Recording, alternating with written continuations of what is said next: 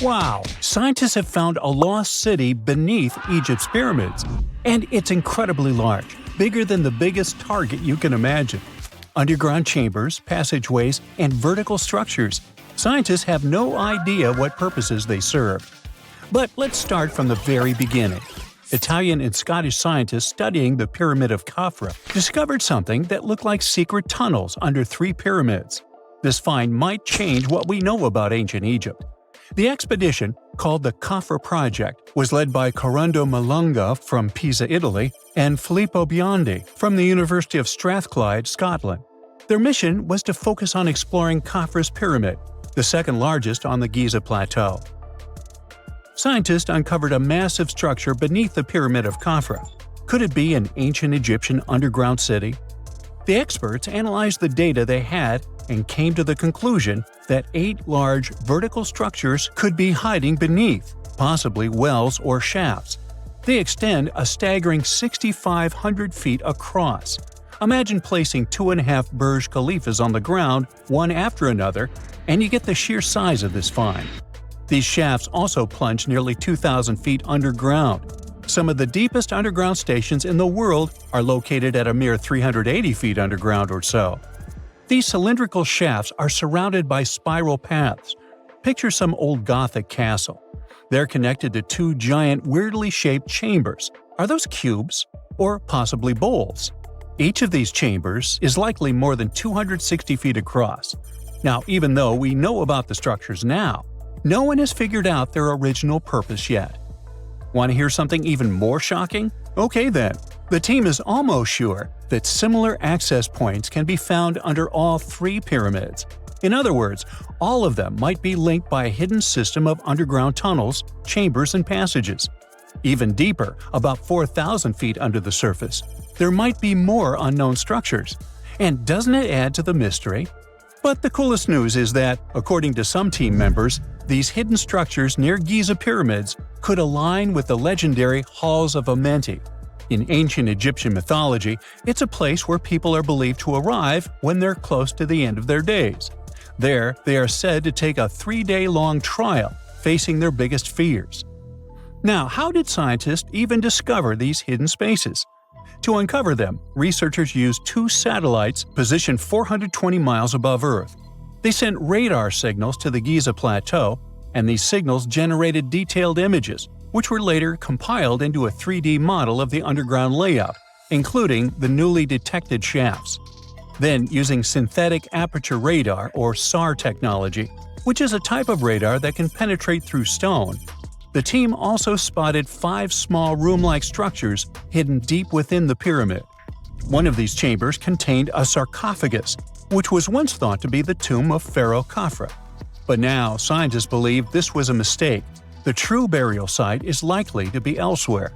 In any case, these 5 hidden rooms were completely unknown before the scans. They seem to be arranged in the center of the pyramid and are linked to underground pathways leading somewhere below the structure. There's an opinion that these tunnels could lead to more hidden chambers and wells. Some of them might be around 4,500 years old. Wow! What if they help us solve ancient civilization mysteries? Preliminary data suggests that all this underground space can be much more than a few empty chambers. There might be many more hidden structures near the Giza pyramids. How come? Well, the thing is, the structure appears to include hollowed-out sections with spiral pathways leading even deeper underground. Refining the images hinting at this could reveal an extensive subterranean network. It might be a whole city hidden under the surface. Now, despite the excitement surrounding these findings, there are also a lot of people who don't believe in the existence of the underground city. They're skeptical about the archaeological discovery in Egypt due to the lack of peer-reviewed verification. That's why several archaeologists and radar experts have challenged the validity of the claims. They've explained that the technology used to make the discovery may not be advanced enough to produce such detailed underground imagery. According to them, the 5 smaller chambers found near the surface could be natural formations, since the area had had sacred significance long before the construction of the pyramids. Some experts have even dismissed the use of radar methods in this context altogether. They call these methods scientifically unproven and question their accuracy. The discovery has also reignited discussions about ancient Egyptian myths and the possibility of hidden texts lying somewhere beneath the Giza pyramids. The layout of the newly detected underground chambers shares similarities with mythological accounts of the Hall of Records, a rumored chamber that could preserve early Egyptian wisdom. If confirmed, these findings could significantly reshape the understanding of Egypt's sacred topography.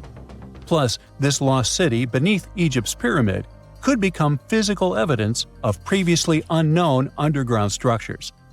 That's why the Khafra project is super eager to begin excavating to confirm their findings. But getting approval from Egyptian authorities is a challenging process.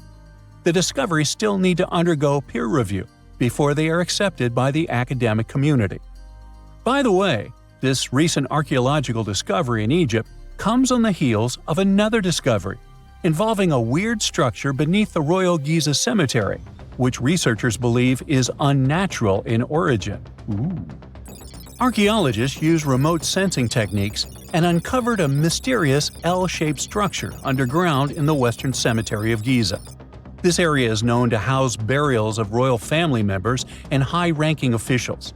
Many of the tombs in the cemetery have above-ground mastabas, rectangular stone or mud brick structures with flat roofs. But there is an area in the center of the cemetery where there are no above-ground structures. To investigate this unexplored region, the team used electrical resistive tomography and ground-penetrating radar. ERT works by sending electrical currents into the ground and measuring the resistance to detect remains. As for GPR, it sends radar into the ground and maps the structures based on the radar's return. The team found an anomaly about 6.5 feet beneath the surface. It appeared to be an L-shaped structure measuring at least 33 feet in length. The readings suggested that the structure had been backfilled with sand after its construction. This made the team hypothesize that it could be a mix of sand and gravel, or possibly an air void. This anomaly was classified as a highly resistive structure, which meant it didn't occur naturally. Motoyuki Sato, the study's lead author and professor at Tohoku University in Japan, claims that the structure is not a natural formation due to its sharp shape. Another weird thing about ancient Egyptian pyramids is that historians have long believed that they were built primarily for royals and high-status individuals who had the wealth and power to create such massive structures. However, new research from the archaeological site of Tombos in modern-day Sudan challenges this assumption.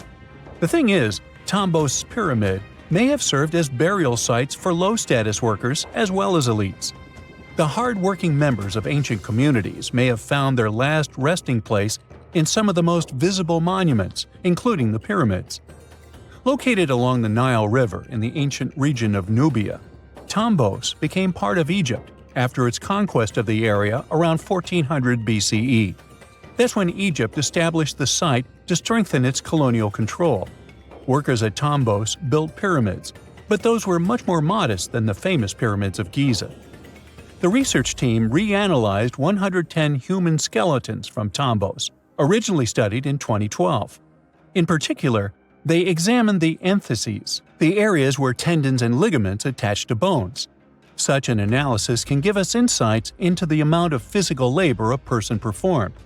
When someone does hard labor, their bones often develop distinct crests and ridges at these attachment points due to the stress on the tendons and ligaments. And while some skeletons showed little change in their entheses, suggesting they belonged to individuals from the upper classes, others showed more serious changes. It means they belong to lower-class workers. This finding can totally challenge our earlier understanding of pyramid burials, especially the idea that only elites were buried in the pyramids, because the pyramids themselves were designed for the elite.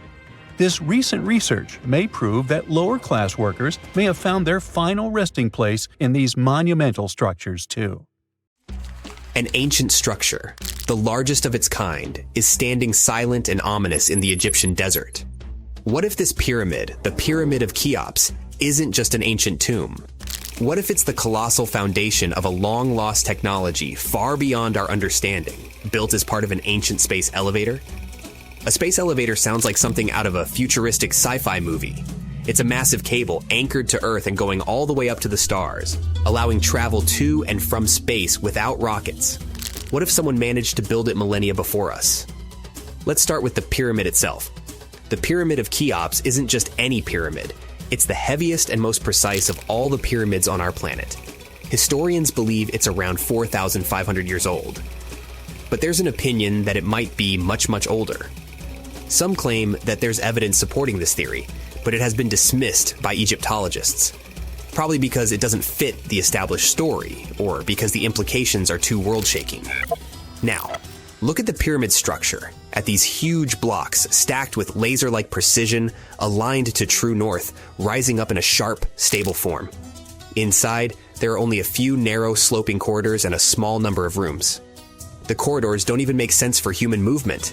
They're narrow, angular, probably designed to accommodate something else, something functional. The passages themselves look more like maintenance tunnels than ceremonial spaces. They don't even run horizontally, slanting inward and downward as if carrying some hidden purpose. There are also diagonal channels running from the edges toward the center, their purpose unknown. Lubrication channels or pressure tunnels. And then there's the main room, situated close to the pyramid's heart, but not right in the center. Why? Now look at this bizarre vertical shaft at the very top, piercing downward toward the center. Around the pyramid, there's rust, thousands of tons of it. What if it's the remnants of a technological complex? An ancient spaceport decayed into dust and debris millennia ago? Could the rooms have been technical chambers for maintaining the impossible? A cable that stretched all the way into space? Then the corridors and channels could have been used to stabilize, fasten, or even power this mysterious device. Historians insist these pyramids were tombs or ritual sites. At the same time, when archaeologists can't explain an ancient structure, they often default to religious use. The truth may be far more practical and shocking. The pyramid could have served as the base of an immense, stabilizing structure designed to extend a cable toward space. An ancient civilization could have built it to efficiently transport massive loads into orbit. A space elevator would have been efficient and economical and could have supported an advanced society's need for regular, dependable access to the sky. The pyramid's mass is beyond belief, and it might not be an accident. To anchor something like a space elevator, a structure would need to resist the pull of a cable stretching thousands of miles into orbit. It would need to balance centrifugal force with monumental gravity, and this colossal stone pyramid could have been that counterweight. And the pyramid's inner rooms, corridors, and channels might have served specific technical purposes. Next to the Pyramid of Cheops, there's the slightly smaller Pyramid of Khafra. It has similar diagonal corridors, similar central rooms, and the same purposeful alignment. Could it have been a version 1 space elevator? A prototype of the technology used in Cheops? Like old runways left abandoned at an airport, Khafra could be the first draft of something far grander. You might ask, why would anyone need such a colossal structure in the ancient past? Well, because the further you advance, the more you seek efficiency. A space elevator is the ultimate economical solution for transporting huge amounts of cargo to and from orbit. It's the dream of modern engineers, and maybe it was the achievement of an ancient society. We barely know who lived on Earth 10,000 years ago, let alone what technology they might have wielded.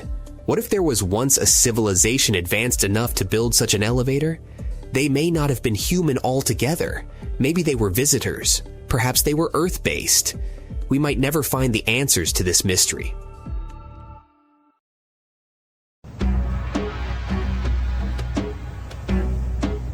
This is not a dune set. This is a very real desert in Niger. Jado was probably built by the nomadic Sao people and is filled with ksars, which are fortified houses made of salt and clay, with giant walls and secret passages. Located deep in the desert, it was once a vital stop for trans-Saharan caravans, but is now a hotspot for smugglers and bandits. The site has been off-limits since 2002 due to its dangers. The origin of the ksars remain a mystery. No archaeological studies have been conducted, leaving many questions unanswered.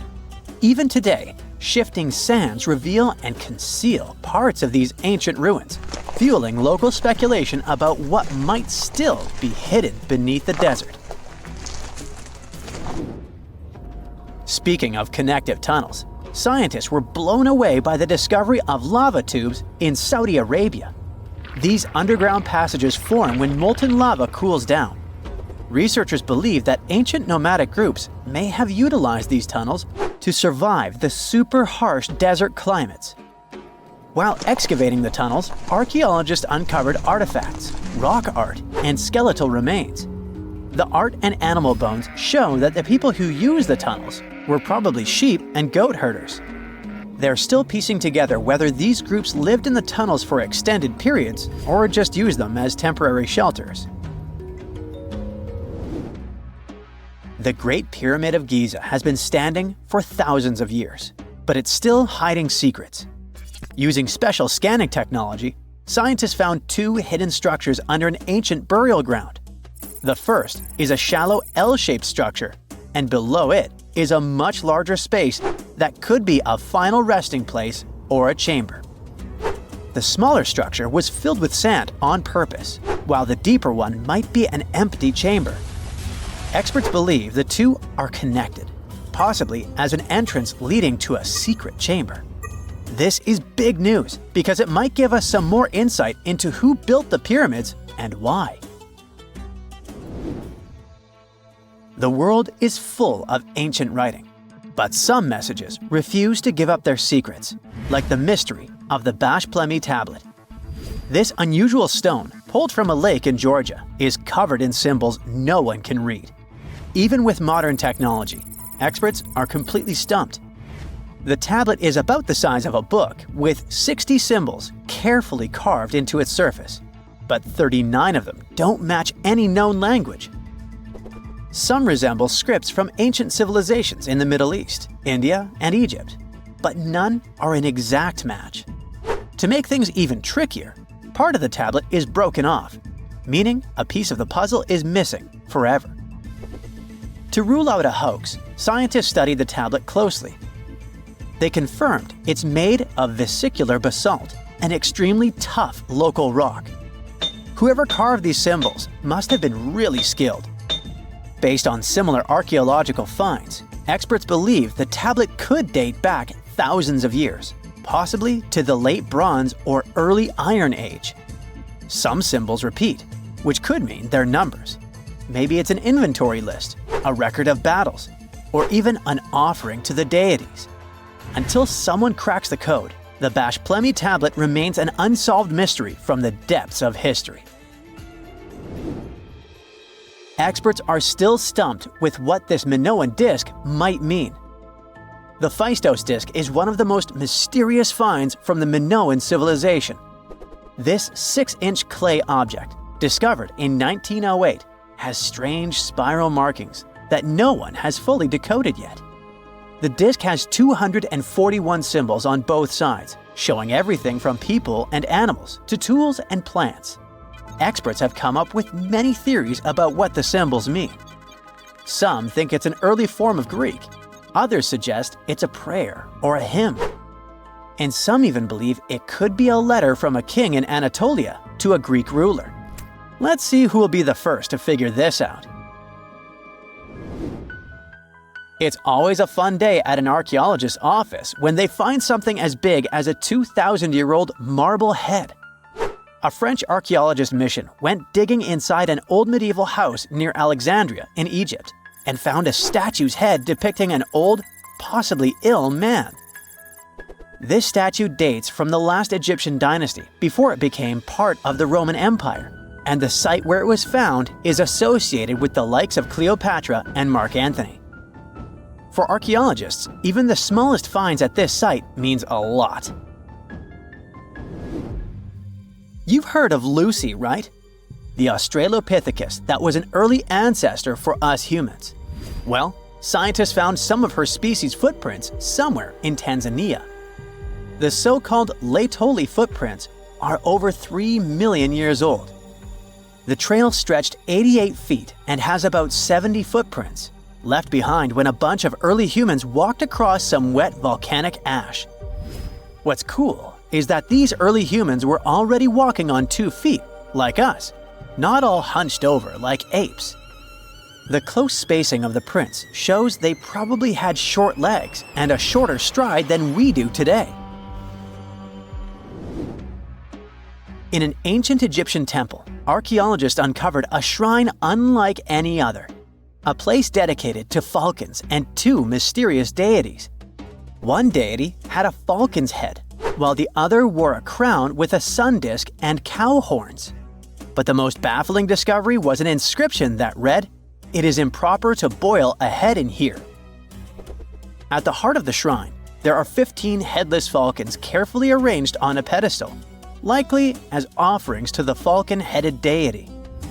One theory suggests the birds were boiled first, perhaps to pluck their feathers, before being placed in the shrine, following the strange rule carved into stone. Archaeologists also found a 13-inch iron harpoon nearby. Its true purpose remains unknown, although the shrine also held remains of fish, mammals, and bird eggs, suggesting that the rituals may have included feasting. And speaking of ancient Egypt, meet Hathor. Scientists named her after the ancient Egyptian deity of motherhood, music, and singing. This wooden statue, housed at the Metropolitan Museum of Art, was thought to be just a beautiful artifact, until a surprising secret was uncovered. Using an X-ray machine, experts found a mechanical operating system inside it, with pulleys and axles connecting her shoulder to her left leg. When activated, the system made her hand raise and lower, an engineering marvel from over 3,000 years ago. The statue was created during Egypt's Middle Kingdom, around 1800 BCE, and is often compared to 19th century automata due to its advanced design. It's believed the statue was used in religious ceremonies, symbolizing Hathor's role in dance and music. An unexpected discovery happened in northern Kuwait, where a Kuwaiti Polish team uncovered a mysterious 7,500-year-old statue. The statue features an elongated skull, no mouth, narrow eyes, and a flattened nose. This feature is thought to be an Ophidian figurine, named after the Greek word for snake, and it was likely made by the Ubaid culture, a civilization known for their pottery skills. While no one knows exactly what role this weird statue played, it might have been linked to rituals or symbolic practices. Some scientists think these figurines, found in homes or final resting places, were tied to important cultural beliefs. We couldn't mention unresolved mysteries of this world without speaking about these elongated skulls. In the deserts of Peru, researchers uncovered 5 ancient skeletons, 2 with unnaturally elongated skulls. While head shaping was common in many cultures, these skulls defy explanation. Local legends tell tales of the so-called gentiles, a mysterious race banished underground by the powerful deities. Some say this is what the skulls represent. Others think this is some type of genetic anomaly, which was confirmed after finding an infant skull, too large to be artificially shaped. Consider the Great Pyramids, one of the original 7 wonders of the world and the only one that still exists today. Did you know that the pyramids of Giza weren't the only pyramids out there? And they weren't even the first ones. First, there were the pretty good pyramids, but they didn't catch on. Nah, I made that up. Back to the story. In ancient Egypt, it was believed that kings were chosen by gods to serve on earth as their mediators. In the afterlife, they were expected to become gods themselves. The pyramid complex was built to make sure that the king had everything they might need in the afterlife. The complex included the pyramid, a palace, and temples. The tomb in the pyramid, where the king was buried, was filled with many things they might need, like furniture, food, and gold vessels. Actually, the first pyramid had been built 80 years before the first pyramid of Giza appeared. Overall, there were around 100 of them. Some weren't finished though, since the construction took a while and not every pharaoh lived long enough to see the end of the construction. And now let's talk about the construction itself. The biggest of the pyramids of Giza is as tall as a 40-story building. So how on earth did they manage to build a structure that massive 5,000 years ago, long before machines and other equipment appeared? Well, let's figure it out. So Pharaoh Khufu ascended the throne around 2575 BCE, and his architects started the construction of the oldest and biggest of the pyramids of Giza. He figured that over 2 million limestone blocks had to be used to build the pyramid, each weighing around 2.5 tons, around the weight of a rhino. The architect wanted to finish the construction in 20 years. To make it possible, a stone had to be carried and pushed into place every 4 minutes, 24 hours a day, 7 days a week, and 365 days a year, except leap year. So obviously, a lot of workers were needed to make it happen. Many believe that it was enslaved people who worked at the pyramid's construction site, but that's not true. Workers came from all over Egypt to contribute to the project. All in all, around 25,000 of them. The Egyptians were doing all kinds of work, starting with manual labor and crafting tools to administrative work. They all worked around 10 hours a day. They were housed and well-fed, and they were overall living a more comfortable life than an average Egyptian could afford at that time.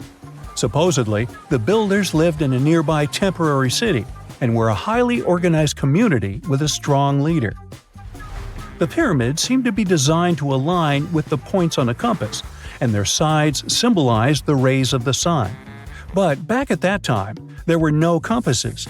Ancient Egyptians figured out the directions themselves and with amazing precision. To align the pyramids, they used 2 constellations. The construction site was arranged on the west bank of the Nile River. This also had a symbolic meaning. Just like the sun sets in the west, life sets in the west as well. The second pyramid of Giza was for Khufu's son, Pharaoh Khafre. It's a bit smaller, but this one has the famous noseless statue of the Sphinx. Of course, originally it had a nose. I would tell you what happened to it, but it's still a mystery, and no one knows for sure. Sphinxes have the body of a lion and the head of a human. They were considered guardians of important areas. This famous Sphinx, also pronounced Sphinx, has the head of Pharaoh Khafre and is guarding his pyramid, facing the sunrise. The Sphinx is one of the biggest and oldest statues in the world. Originally, it not only had a nose, but was also painted. Scientists have discovered traces of the red color of its face. So, most likely, the Sphinx was painted red. There are also remains of yellow and blue color on its body. The statue definitely wasn't boring.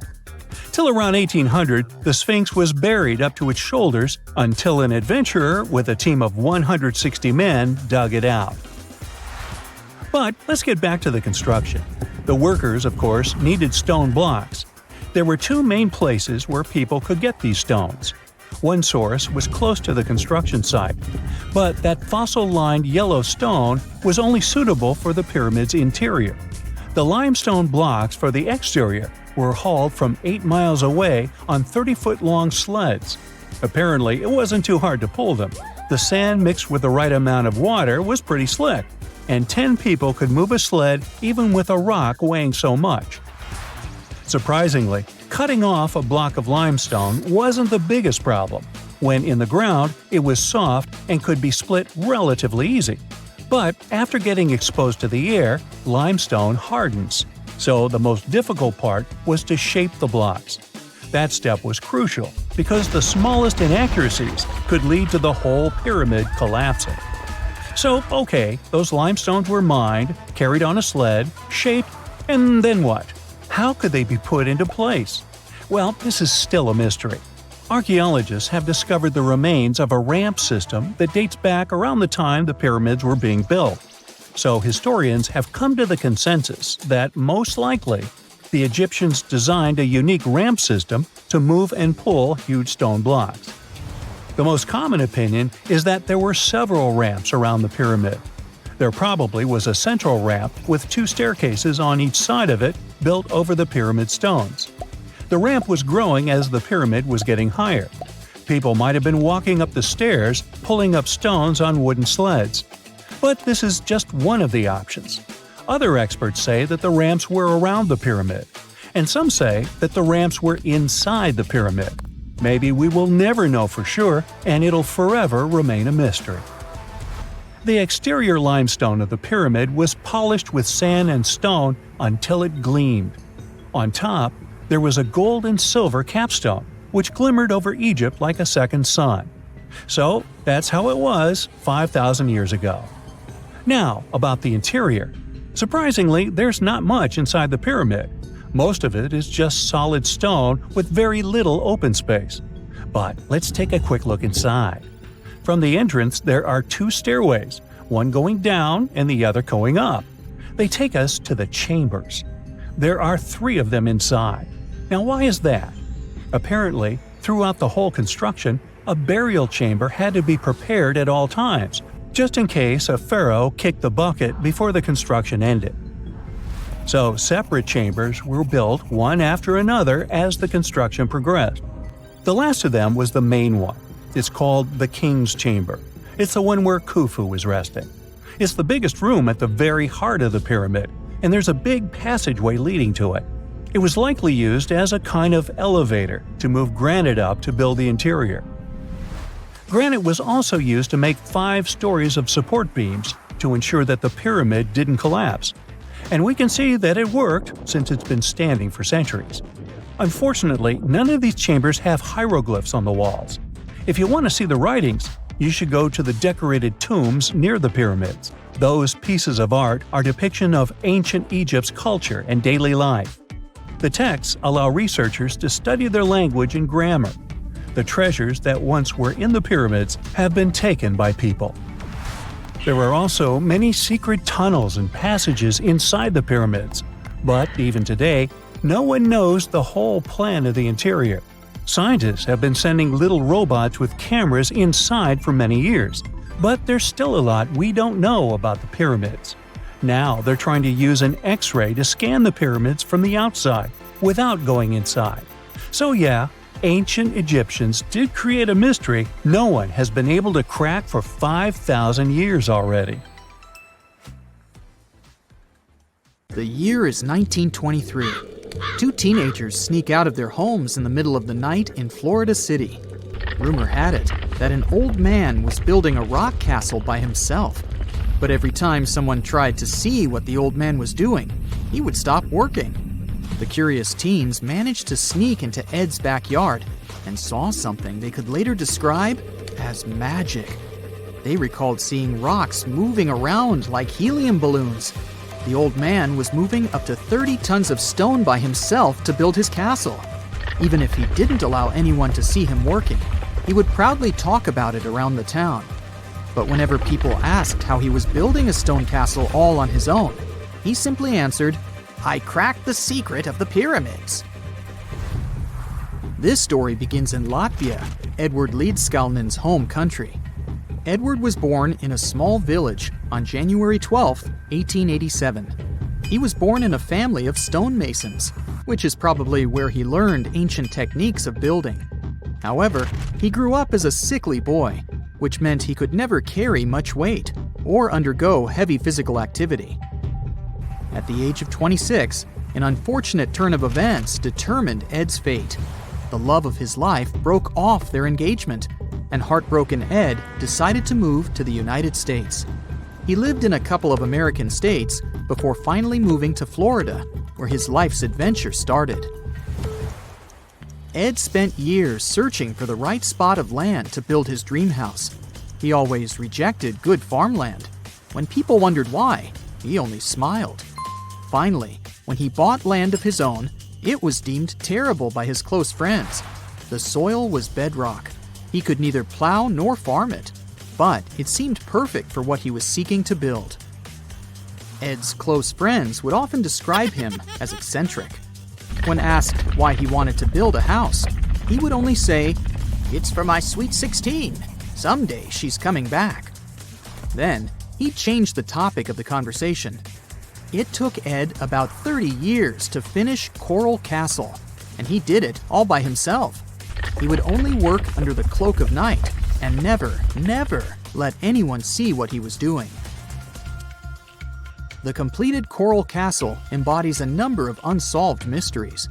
If you were to visit the site back then, you'd have to go through a 9-ton, 8-foot-tall revolving gate door that even a kid could push with just one finger.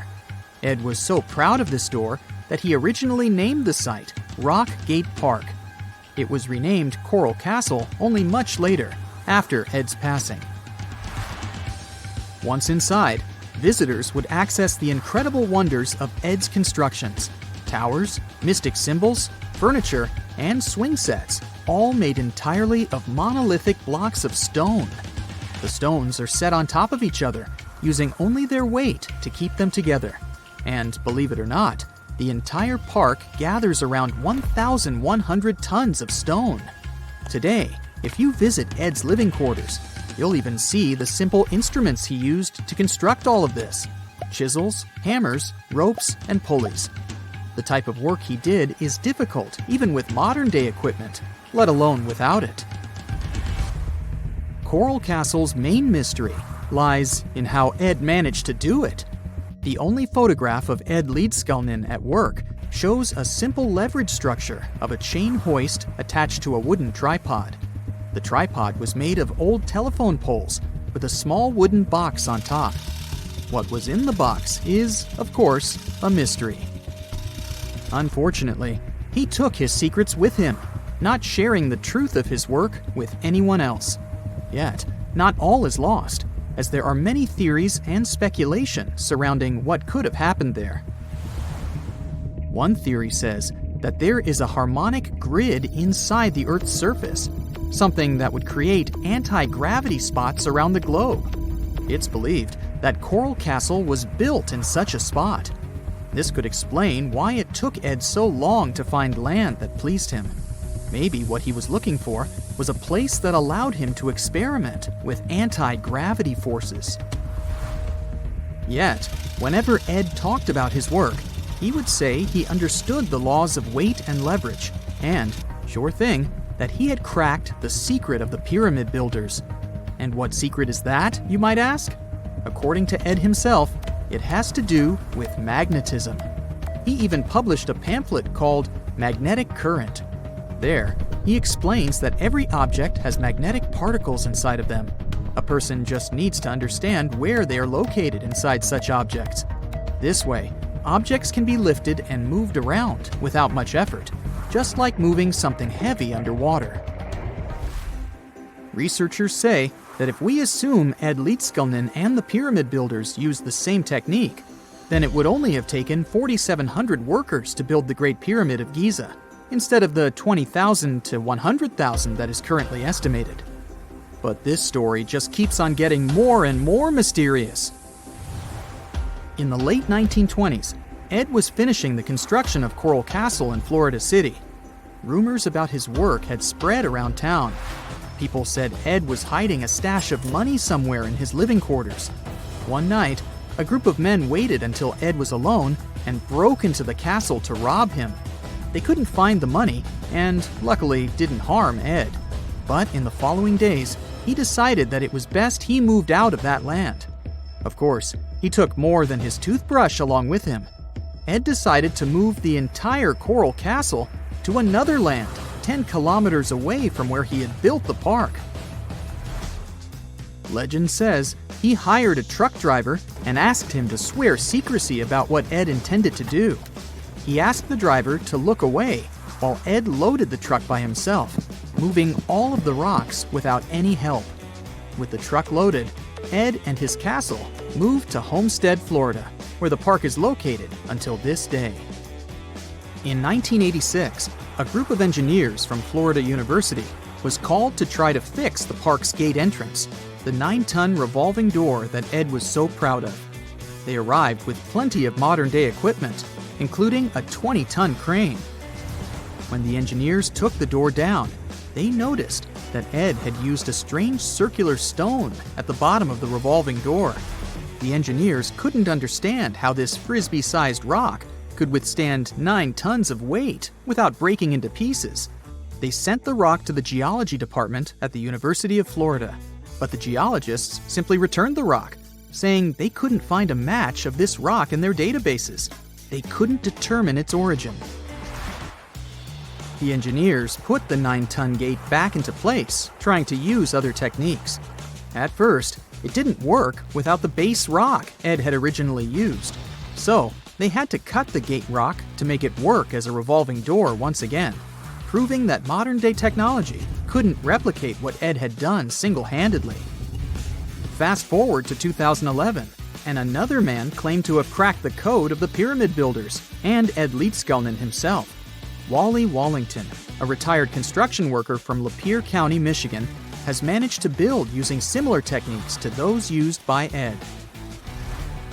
Wallington is known for having built his personal Stonehenge in Michigan. He is said to have used simple machines, such as levers and counterweights, moving around multi-thousand-pound concrete blocks. Unlike Ed, Wallington has shared his techniques with the public. Multiple videos are showing the clever engineering he built from very simple materials. It sure is impressive. The man has moved his entire barn into another property just with the help of simple tools. However, there is no way to prove that these were the same techniques used to build Coral Castle. To this day, the secrets of Coral Castle haven't been unraveled. But hey, we can always keep trying to solve it. Imagine working 7 days a week on a large-scale construction site. You, along with thousands of others, carry millions of stone blocks and put them on top of each other according to a complex system. You work without modern construction equipment. You have no air conditioning or constant access to water. It's so hot outside that you can fry eggs on the road. You've been building the pyramid for decades, and now, when it's finally done, you enjoy the result of the colossal work of thousands of people. You're looking at a giant cultural monument of global value that will freeze in time and amaze people for tens of thousands of years. A few thousand years have passed. People in the 21st century see the pyramids and are like, "Wow, I can't believe humans have built this." Yeah, the people who built the pyramids wouldn't have appreciated such a theory. But actually, there are reasons to believe that people built it using some fantastic technology. From the outside, it seems the Great Pyramids are just big triangles of stone. People just put some heavy blocks on top of each other, and that's it. In fact, the design seems too perfect to be true. The pyramid consists of more than 2 million blocks. They lay so close to each other and are so even that you couldn't squeeze even a thin sheet of paper between them. Scientists still can't figure out the exact technology for building the Egyptian pyramids. One of the biggest and most famous is the Great Pyramid of Giza. This huge construction, well known all over the world, has one big secret. There should be a capstone on top of the pyramid. It's a triangular-shaped stone block, a small pyramid on top of a huge one. It's also called a pyramidion. The builders of ancient Egypt made it out of granite and limestone and covered it with gold. No records or old drawings prove that there was a pyramidion at the top of the Great Pyramid of Giza. But there's another ancient Egyptian structure with such a triangle, the Red Pyramid. It was built before the Great One, and its capstone has survived to this day. Archaeologists have found and reconstructed it. But where could the capstone of the Great Pyramid be? It's a mystery that still has no answer. Some are sure that some thieves have stolen it from the top.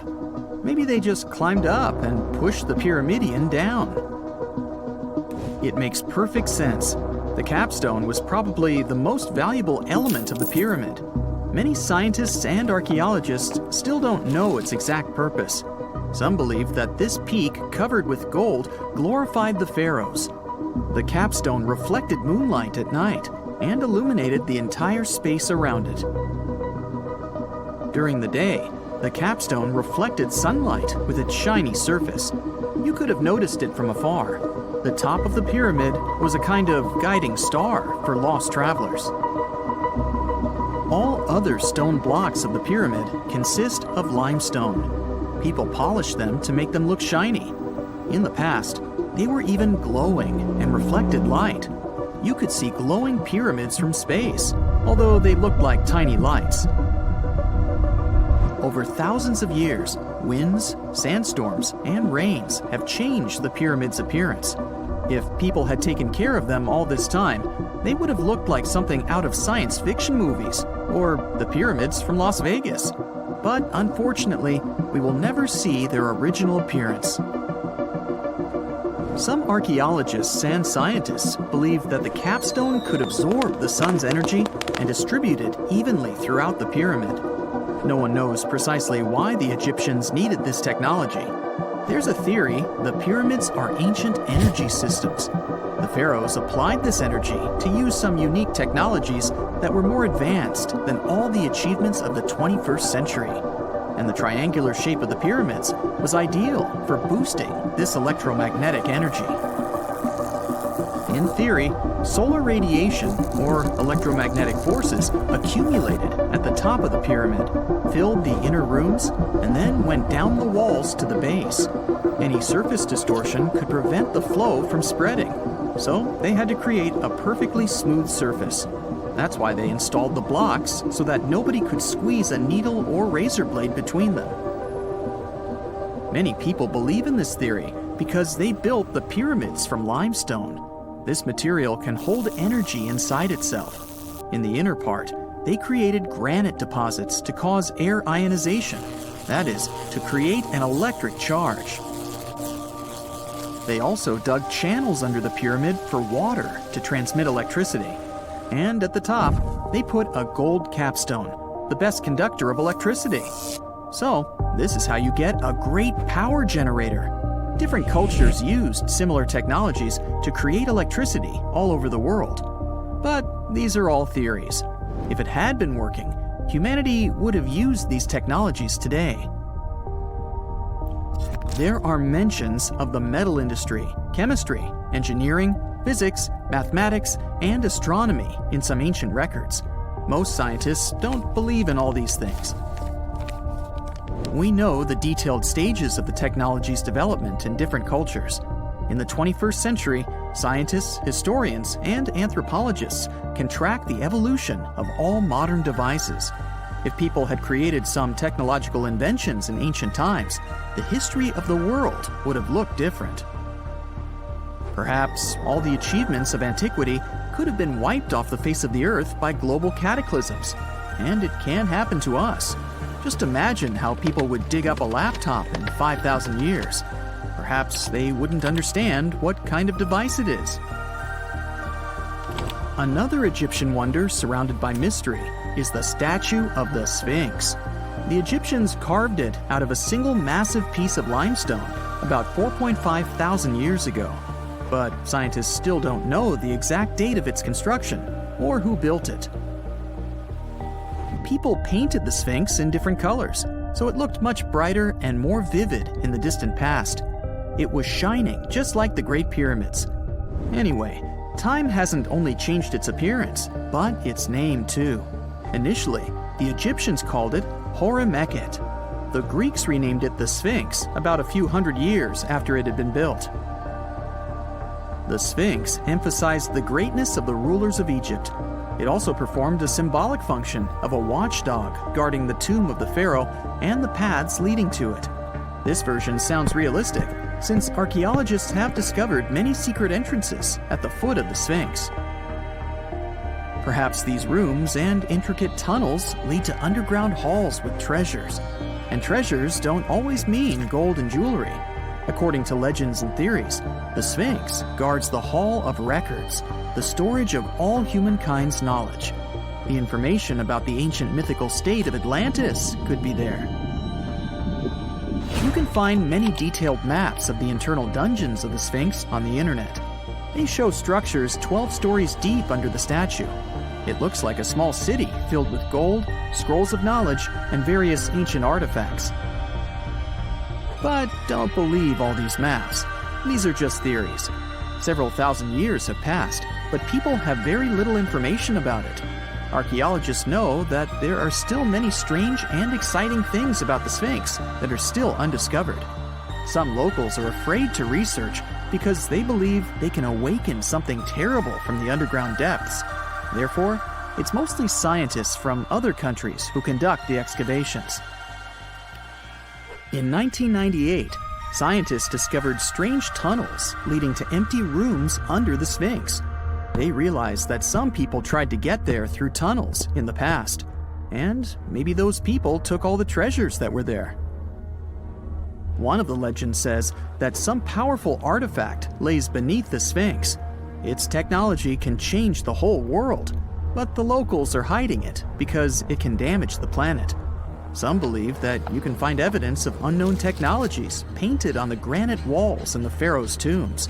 But most likely, these paintings and signs tell us the myths and legends of ancient Egypt. But what if Egyptian symbols and drawings are detailed instructions for using ancient technologies? What if the locals that lived at that time thought, people in the future won't be able to get energy themselves. Let's leave some detailed instructions for them. Anyway, there are many riddles and theories. In reality, the search for answers is a dangerous undertaking, since it's not easy to get into the underground halls. Excavations can ruin the structure of the entire Sphinx. Any person inside the tunnels may get lost and never be able to find their way back. Besides, it costs a lot of money. Now, what would be awesome is if people could invent some device that could scan underground areas and show their detailed models. X-rays are a type of invisible radiation that can pass through our bodies and objects. They're very important in the field of medicine because they allow doctors to see inside our bodies without having to perform surgery. Now, let's dive into how X-rays work. They're a kind of electromagnetic radiation, just like light or radio waves. However, they have much higher energy than light, which makes them able to go through objects that light cannot. Imagine you have a powerful flashlight. If you try to shine it through a wall, the light won't go through because the wall is too thick. But these rays have enough energy to go through walls and even our bodies. The discovery of X-rays happened by accident in the late 19th century. A scientist was experimenting with cathode rays, which are a type of radiation. He was working in his lab and noticed that a nearby fluorescent screen started to glow, even though it was not directly exposed to the cathode rays. He realized that something invisible was causing the fluorescence, and he named it X-ray, because X is the mathematical symbol for something unknown. He continued experimenting with such rays and discovered that they could pass through many objects, like flesh and bones, but not through denser materials like metal. He also found that X-rays could create images on photographic plates, just like a camera takes pictures. The way this works is quite fascinating. Imagine you're standing in front of a bright light and you hold your hand in front of your face. Your hand blocks the light and you can't see through it. But if you place a sheet of tissue paper in front of your hand, some light will pass through, and you'll be able to see the outline of your hand. X-rays work in a similar way. When a doctor wants to take an X-ray of a part of your body, they will ask you to stand or lie down next to a machine. This device has a special plate that can capture the image. Let's say the doctor wants to further examine your arm. They will place the X-ray plate on one side of your arm and the machine on the other side. Then, the machine will produce a controlled burst of X-rays that pass through your arm. Remember how we talked about the tissue paper allowing some light to pass through? Well, in this case, some of those X-rays will go through your arm, while others will be absorbed or blocked by the denser parts of your body, like bones. The plate captures the X-rays that pass through your arm, and it creates an image. This image shows the bones and other structures inside your body, allowing the doctor to see if there are any problems or injuries. Now, you might be wondering why X-rays can pass through some things but not others. It has to do with the density and composition of the objects. Denser materials like bones absorb more X-rays, so they appear white in the image. So when you look at the result, you'll see your bones as white shapes. Other tissues, like muscles and organs, are less dense and allow some of those rays to pass through, so they appear as gray shadows. What if I told you there's a whole new way you can peek inside objects, but without using X-rays? I'm not talking about magic powers. Take a comfortable seat while I explain what myography is. This fascinating scientific technique allows us to see inside objects and even beneath the Earth's surface using a special type of particle called a muon. These elementary particles are very similar to electrons, but they're much heavier. They are created high up in the Earth's atmosphere when cosmic rays, which are particles coming from space, collide with the air molecules. Now, muons are special because they can pierce through different materials. They can pass through rock, soil, and even buildings. Scientists realized this potential back in the 1950s when they were studying cosmic rays and noticed that some of the particles could pass through thick materials. The first myography experiments took place in the 60s. Specialists discovered that muons can be detected using special devices called muon detectors. These detectors are usually placed underground or in specially designed laboratories to shield them from other particles and background radiation. Now let's dive into how myography actually works.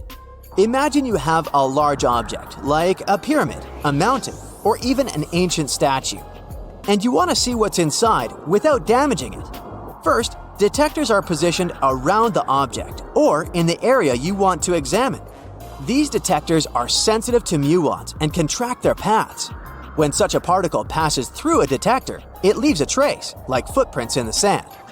By collecting data from multiple detectors, scientists can reconstruct the paths.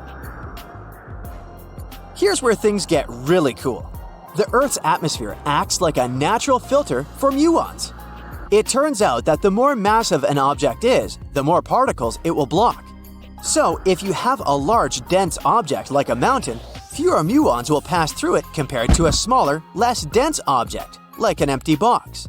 This difference in the number of particles that reach the detectors can give us clues about what's inside the objects. Scientists use computer algorithms and mathematical techniques to analyze the data and create images. These images represent the density distribution of the object being studied. It's like creating a map that shows where the densest areas are and where there's gaps inside the object. The concept of myography is similar to using shadows to understand the shape and size of an object. Imagine you're standing in front of a bright light and you place your hand between the light source and a wall. You'll see a shadow of your hand on the wall. Based on the shape and size of the shadow, you can get an idea of what your hand looks like, even though you can't see it directly. This technique has been used to study various objects and structures. For example, scientists have used it to explore the inside of volcanoes and pyramids, and even to investigate the structure of mountains and the Earth's crust. With the help of this amazing technique, scientists have now uncovered new information about the Great Pyramid of Giza. They discovered something that had eluded tomb raiders for centuries. They found a hidden chamber. And guess what they named it? The Big Void. Yeah, I know, not the most creative name. They even used 3 different muon detection techniques just to be super sure that it was indeed a big, mysterious void inside the grandest pyramid of them all. Once news got out about this mind-boggling discovery, Egyptian authorities couldn't resist the temptation to explore further. So they brought in an endoscope camera to confirm the existence of this epic void. So they inserted a camera through one of the openings underneath the entrance, and voila, it revealed a corridor. More so, the corridor had a chevron ceiling. I can't help but imagine the ancient Egyptians using it as a cool dance floor. Another team of scientists decided to take another shot at scanning this newfound void. According to them, the Great Pyramid of Giza is a pioneer in the pyramid game. It used a technique called chevron to cover internal structures and keep them from collapsing. Now, why did the ancient Egyptians build this corridor and the grand void it leads to? One theory suggests that the corridor was built to relieve pressure inside the pyramid. Another theory says that the void could be a result of the pyramid's construction process. It could have been an internal ramp used to move roof blocks into position, and then it was left there or filled loosely with rubble. According to other enthusiastic explorers, there might be another burial chamber waiting to be discovered. They believe that the pyramids were built with a dash of randomness in the construction process.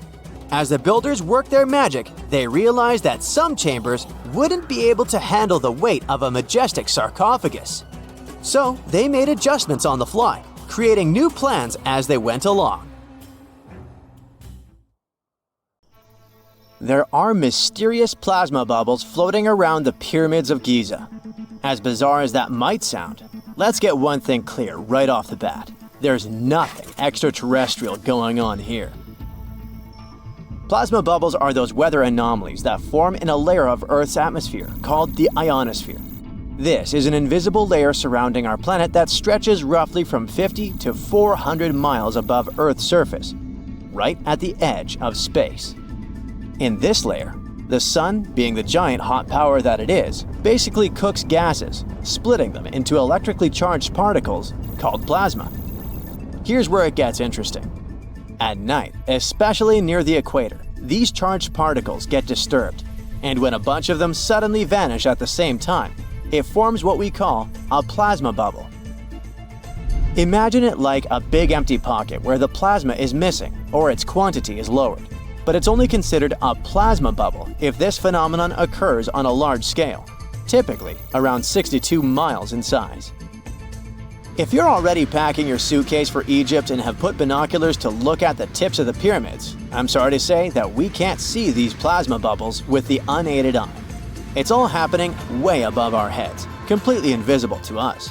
Scientists need to use special equipment, like the Latitude Long-Range Ionosphere Radar, or LARID, to detect these bubbles. This advanced technology helps researchers track and observe the movement and formation of plasma bubbles in real time. This formation, by the way, can be triggered by solar storms. That brings us to November 2023, when an impressive solar storm occurred. On a scale from 1 to 5, this one was classified as a G3, which is considered a strong event. Solar storms occur when sunspots are basically cooler, darker areas on the sun's surface, release bursts of energy into space.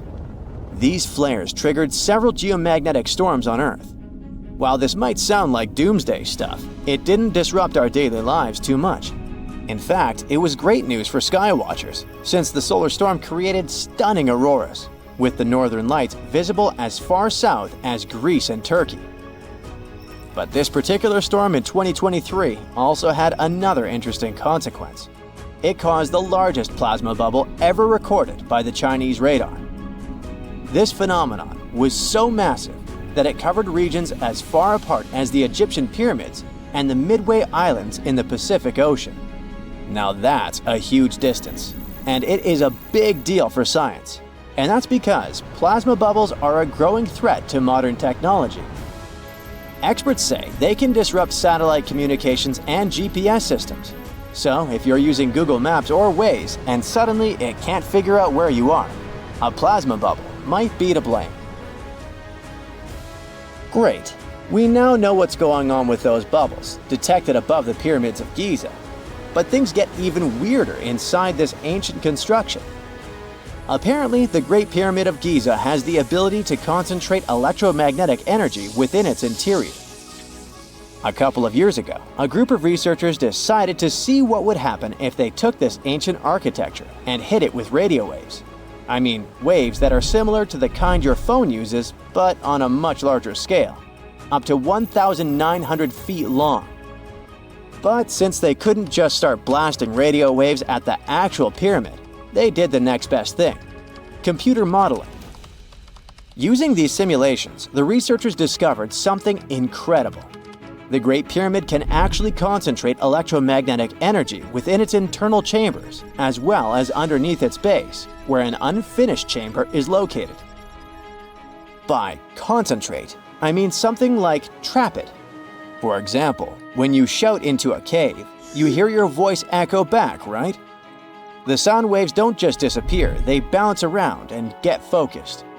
Similarly, when radio waves hit the pyramid, they don't just pass through or around it. Instead, they get absorbed, bounce around, and focus inside and underneath the pyramid.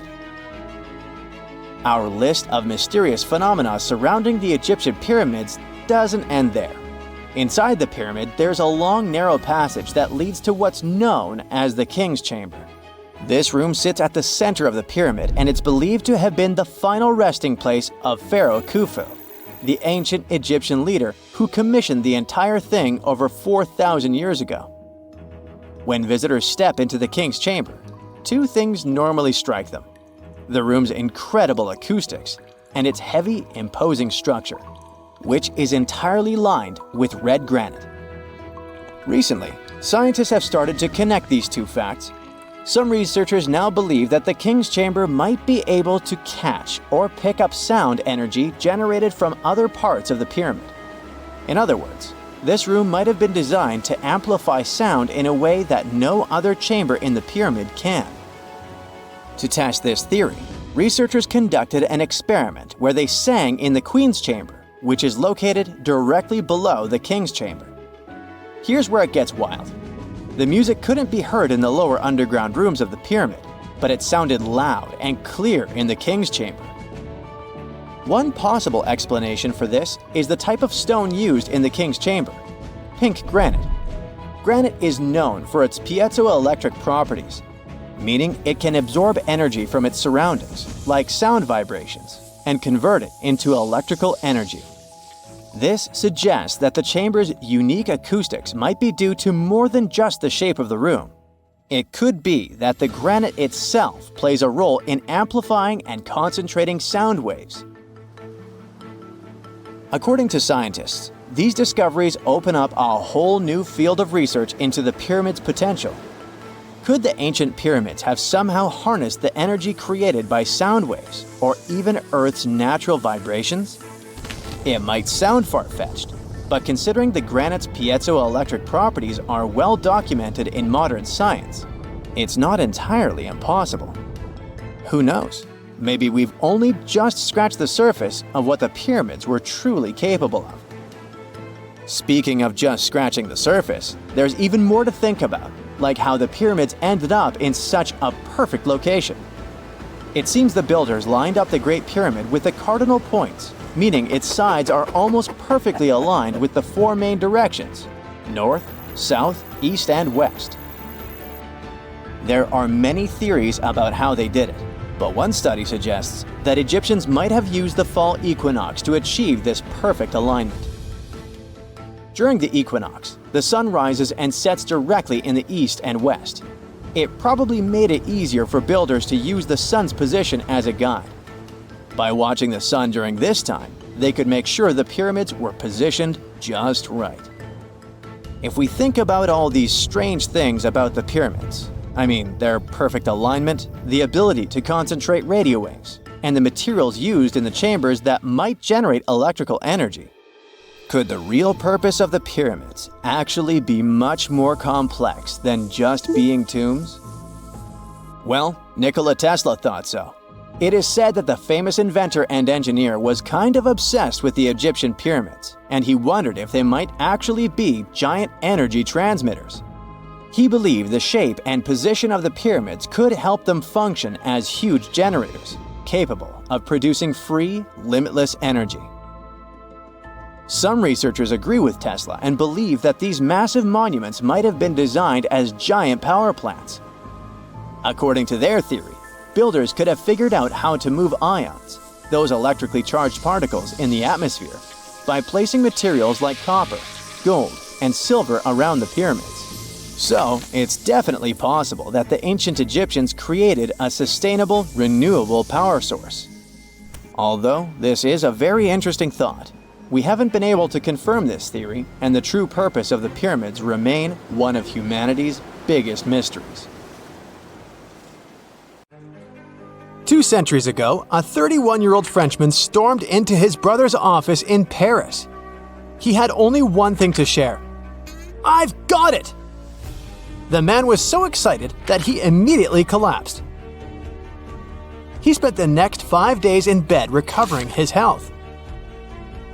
Who was this mysterious person, and why was he so thrilled? Jean-François Champollion made one of the greatest scientific breakthroughs in human history.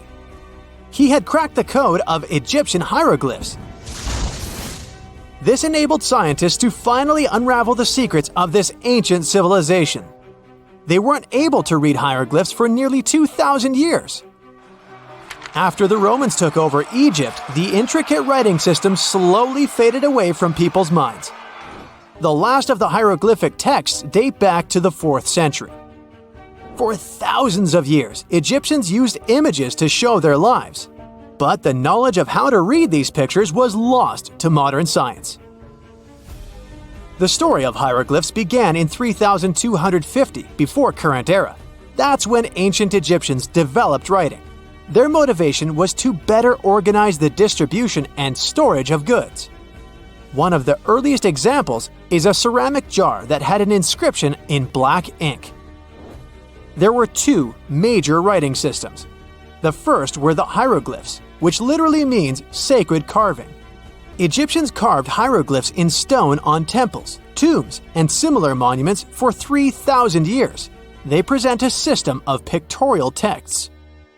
A pictograph is a picture or a drawing that stands for an idea of a word.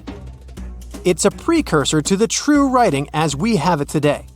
For example, when Egyptians wanted to write ibis, they would draw a small image of the bird. Hieroglyphs can be found on walls. They were a formal way of writing. The other writing system was hieratic. Egyptians mostly used it when writing on papyrus. That's an early, thicker form of the paper we have today. It soon evolved into demotic. This improved version became the most common writing systems in ancient Egypt. Then, in the early 4th century BCE, Alexander the Great took control of Egypt. This was the time when the Greek Ptolemaic dynasty ruled the country. You've probably heard of the last ruler of this dynasty, Cleopatra.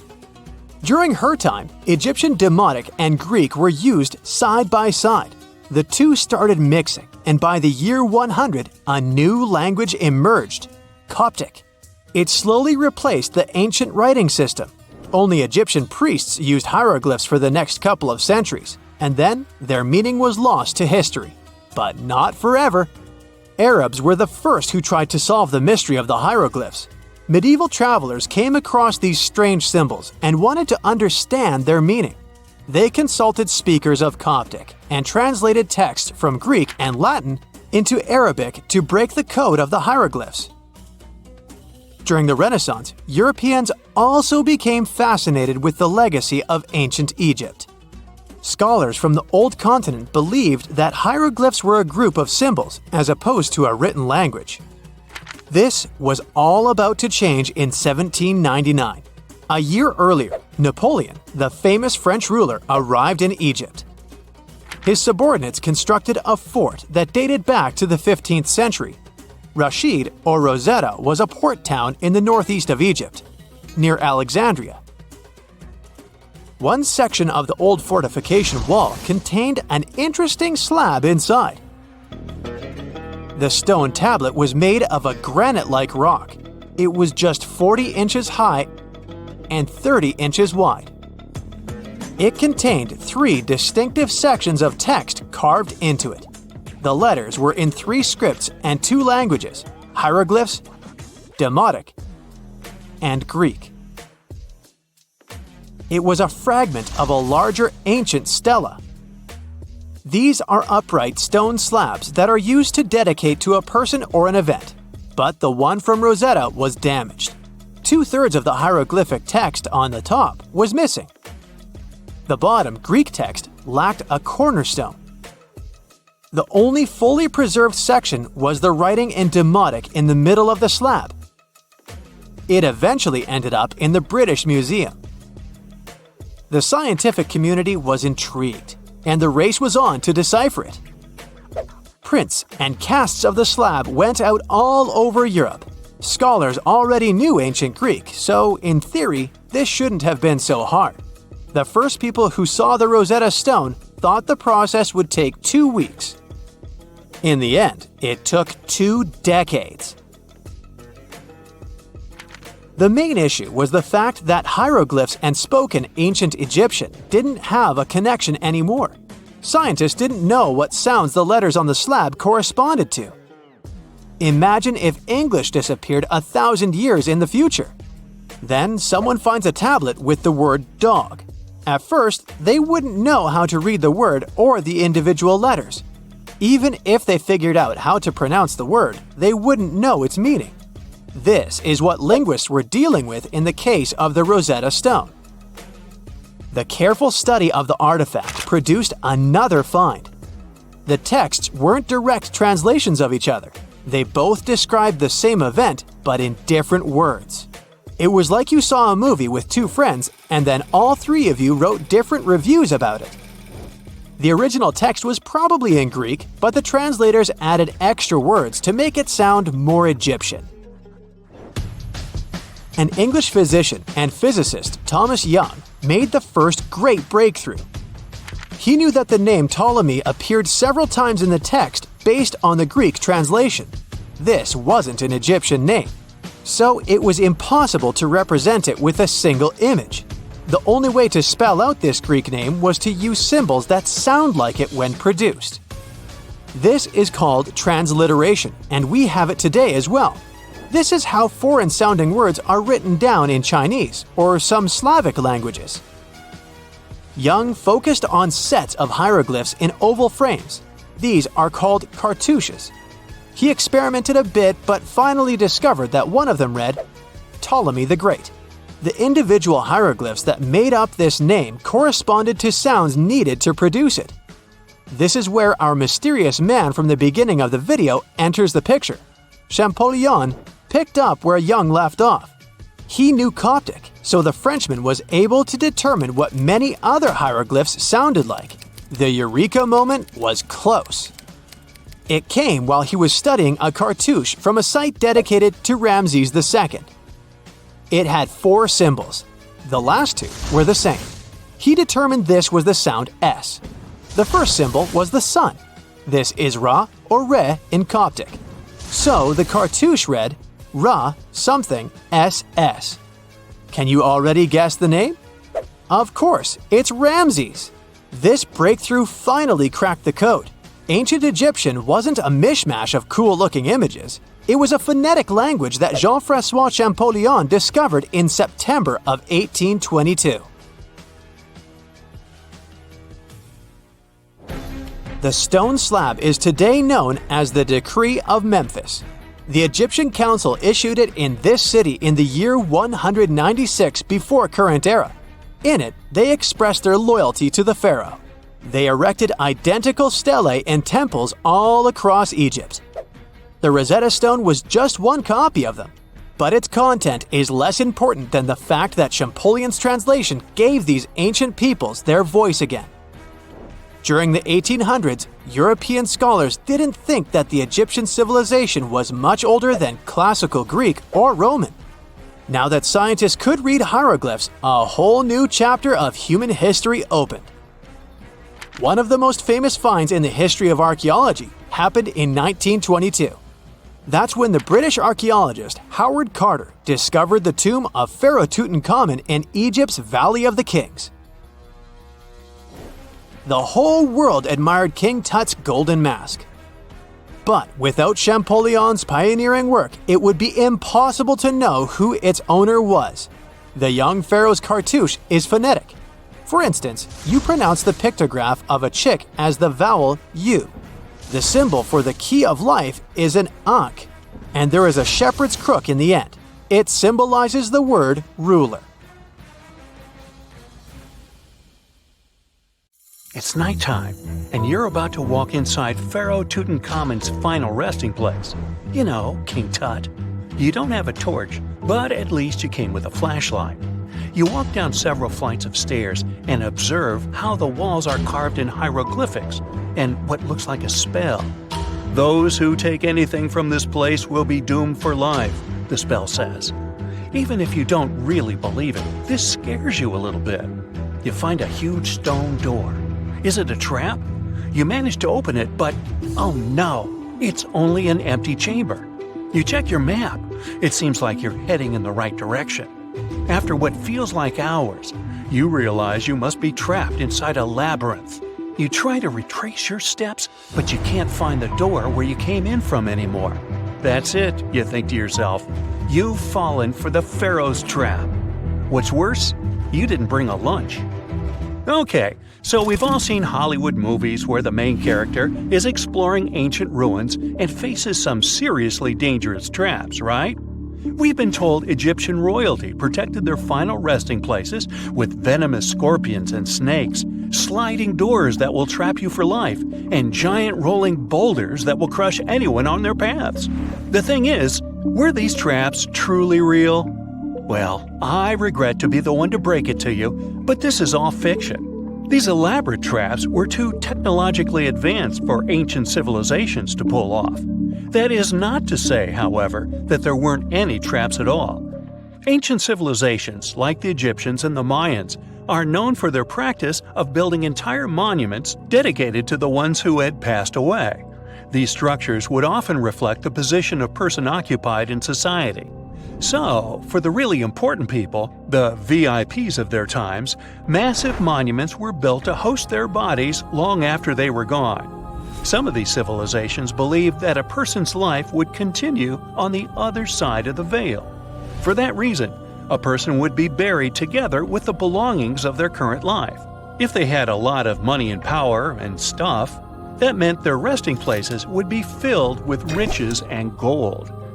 Now imagine if you lived in ancient Egypt and you knew exactly where all the pharaohs' tombs were located and had heard rumors of the amount of wealth kept in these places. Maybe you would be tempted to go check it out, right? We're talking about large rooms filled from floor to ceiling with golden artifacts, jewels, and even money. I mean, it does sound tempting. And since there weren't any security guards protecting the entrance of these places, Egyptians needed to get creative as to how they would protect these riches. These old civilizations found some traps to be useful. A recurring one was building empty rooms inside the monument to confuse a burglar. Now, let's take a look at Amenhotep III's final resting place as an example. It was built in the city of Luxor, in a spot also known as the Western Valley of the Kings. Two French engineers originally discovered the monument between 1905 and 1914 CE. The structure is huge and has more than 10 chambers, connected by long corridors and steep stairways. The King's Chamber is the most hidden one, and for an outsider to try and find it, they will probably enter a lot of empty rooms beforehand. Other pharaohs tried to protect their riches by commissioning monuments with false doors concealing pits that were up to 20 feet deep.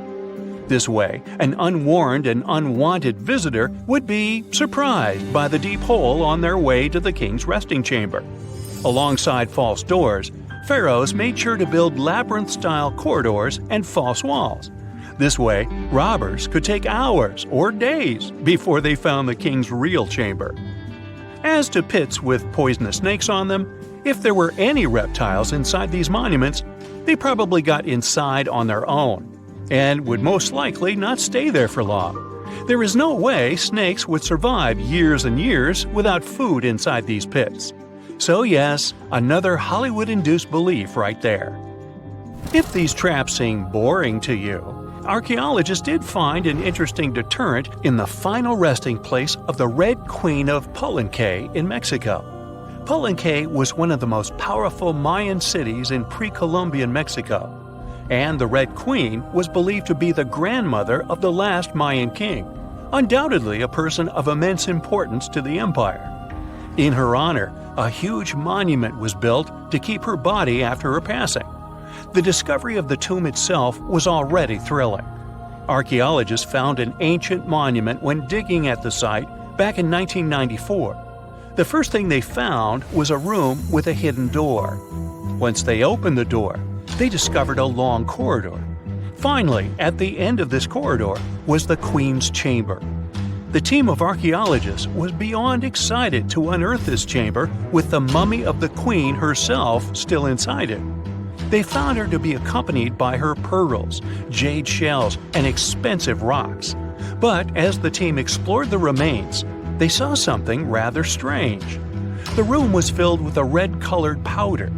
Researchers knew that the color red was important to the Mayan people, and that much of their clothing and buildings were decorated with this color. But they didn't understand why the queen was buried with this unknown red substance. After they took a sample back with them for further analysis, they discovered that the red powder was cinnabar, a very dangerous mineral. This powder, when inhaled, can cause, shall we say, severe health damage to a person. The team concluded that this could only be a trap for anyone trying to steal her riches. Okay, so dangerous powders might have worked as the most intense traps we've seen until now. But perhaps the cheapest way to keep out unwanted visitors was to advertise spells written out all over the monument. We'd probably laugh at these today, but back in the day, they were more or less effective. Spells usually said that the person who took anything from that place would meet a tragic fate. Some spells said that robbers would lose their houses in big fires or terrible floods. Other spells said burglars would have incurable and undiagnosed health issues, but they weren't really enough to stop people from taking any gold. There are some stories surrounding how these spells might have been real. One of them is from the famous British Egyptologist Howard Carter, the one responsible for unearthing Pharaoh Tutankhamun's resting place in the 1920s. After months of unsuccessful digging, Carter discovered the tomb's existence by chance. He found the entrance to a stairway right beneath the soil where he had been searching all those months. With the help of a team, he cleared the piles of sand blocking the stairs and discovered a doorway. The door had several royal symbols carved into it, and Carter knew this could only mean a very important person had been buried there. And he was right.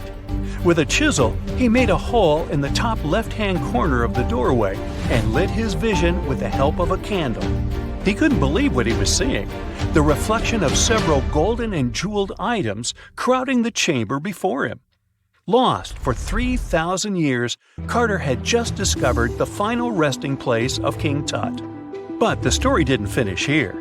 This discovery was accompanied by a series of unfortunate events that led people to believe it had something to do with the pharaoh's spell. Carter himself mysteriously passed away just a few years later, and some of his assistants lost their houses in floods, just like one of the spells threatened. Some say it's just coincidental, as there's no real proof of these things being connected. Well, what do you think? Was this an effective trap after all? Secant, cosine, tangent, sine, 3.14159. Yeah, that was the cheer we heard coming from the trigonometry club back in the day. For the rest of us in math class, terms such as sine, tangent, and pi were just bewildering. Who invented these and why? Was their only purpose to make it harder for students? Well, not quite. Trigonometry was invented by the ancient Egyptians. They needed this knowledge to construct pyramids, and they did a pretty good job too. The Great Pyramid in Giza still stands today, some 4,500 years after it was built. No recalls either. So let's get out of that classroom and on a journey through time to reveal the secrets behind the ancient Egyptians' precision. Here you are, standing on the Great Pyramid's construction site, some 9 miles from Cairo. Well, the city still isn't there, as you're surrounded only by the desert and teams of construction workers.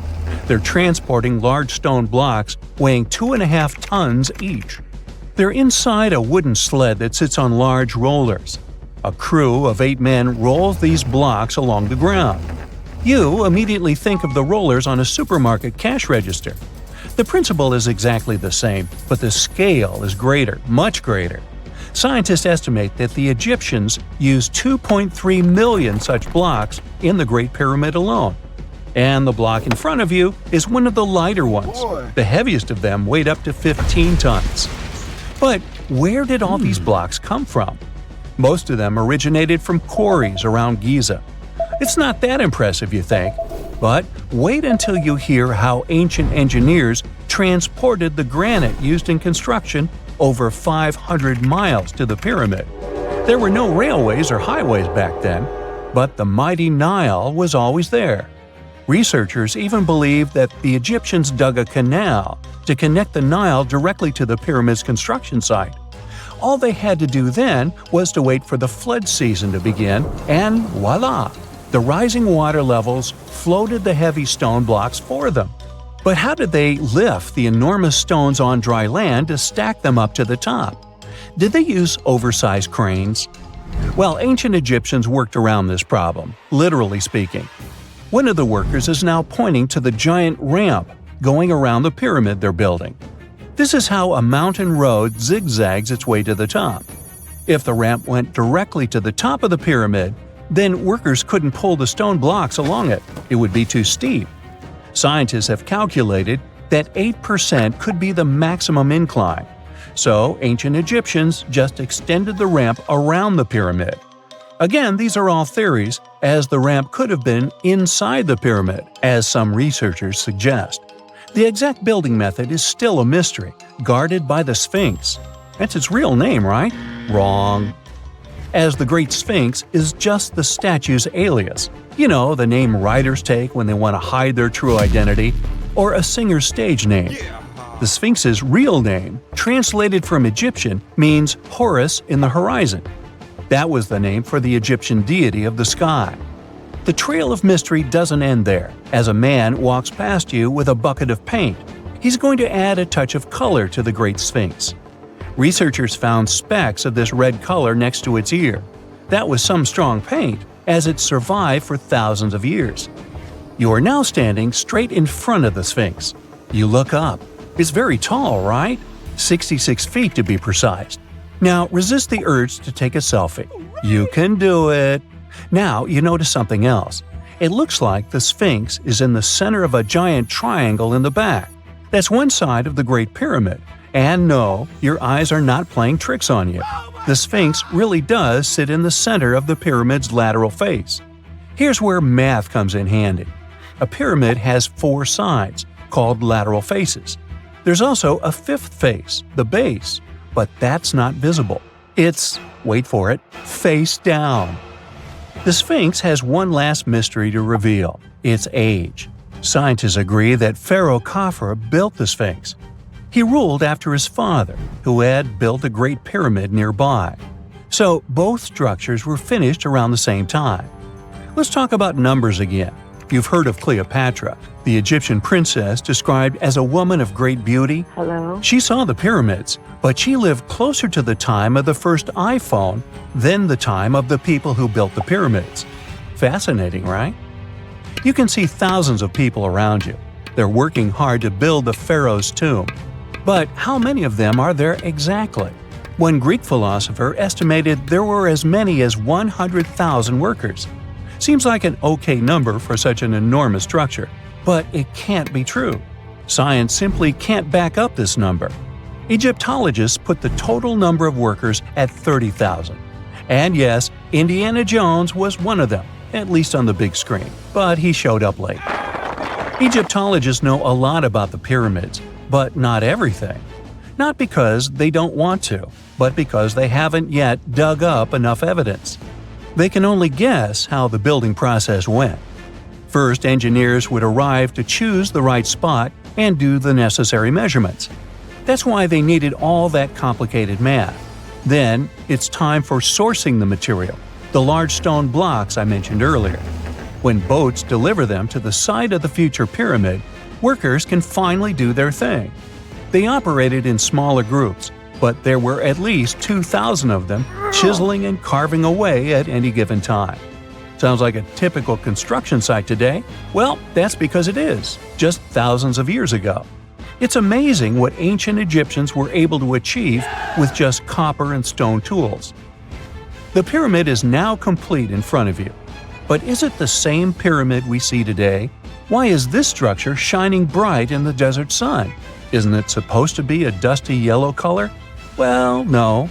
Human activity and the elements have completely stripped the outer layer of stones over time. Expert craftspeople polished these blocks using nothing but stone and sand. The end result was a smooth and shiny rock. On the day it was completed, the Great Pyramid of Giza was a perfect triangle of light. Its polished sides acted like giant mirrors, reflecting the powerful Egyptian sun.